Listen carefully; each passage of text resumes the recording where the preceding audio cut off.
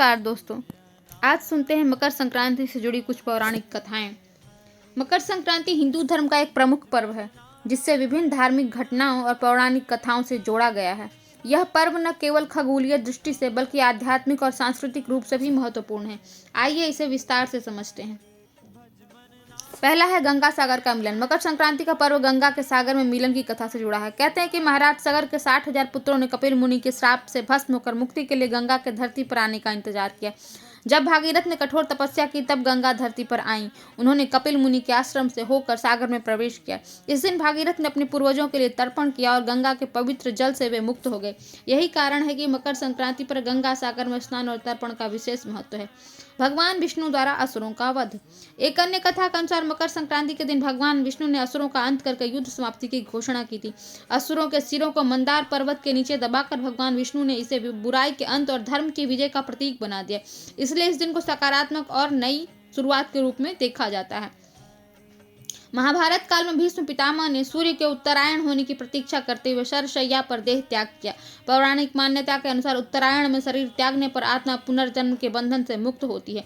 भीष्म पितामह के इस निर्णय ने मकर संक्रांति को मोक्ष प्राप्ति का पर्व बना दिया।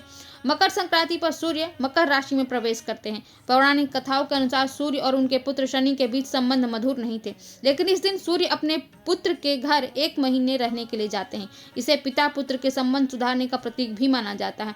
इस कथा के कारण मकर संक्रांति को पारिवारिक प्रेम और संबंधों के सुधार का पर्व भी कहा जाता है।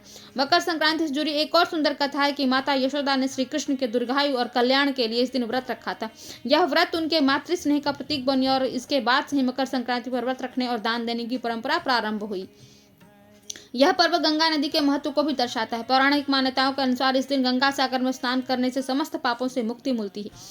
खगोलीय दृष्टि से मकर संक्रांति पर सूर्य की 7वीं किरण धरती पर एक विशेष कोण से पड़ती है। इसे आध्यात्मिक ऊर्जा का स्रोत माना जाता है।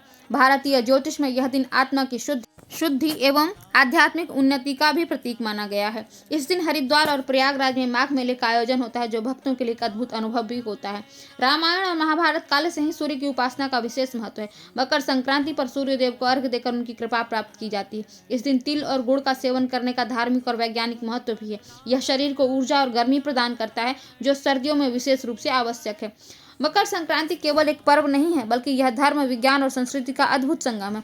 यह दिन न केवल सूर्य की दिशा परिवर्तन को दर्शाता है, बल्कि यह जीवन के अंधकार से प्रकाश की ओर यात्रा का प्रतीक है। यह पर्व हमें नकारात्मकता को त्याग कर सकारात्मकता और स्नेह के साथ जीवन जीने की प्रेरणा देता है।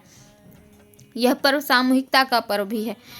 इस पर्व में अपने परिवार के साथ मिलकर सुख सौहार्द से, प्रेम से मनाइए। आप सबको इस पर्व की अत्यंत शुभकामनाएं। और ऐसे ही हमारे साथ बने रहिए। हमारे चैनल को सब्सक्राइब कीजिए, वीडियो को लाइक और शेयर अवश्य कर दीजिएगा, बेल आइकन दबा दीजिए ताकि आपको यह नोटिफिकेशन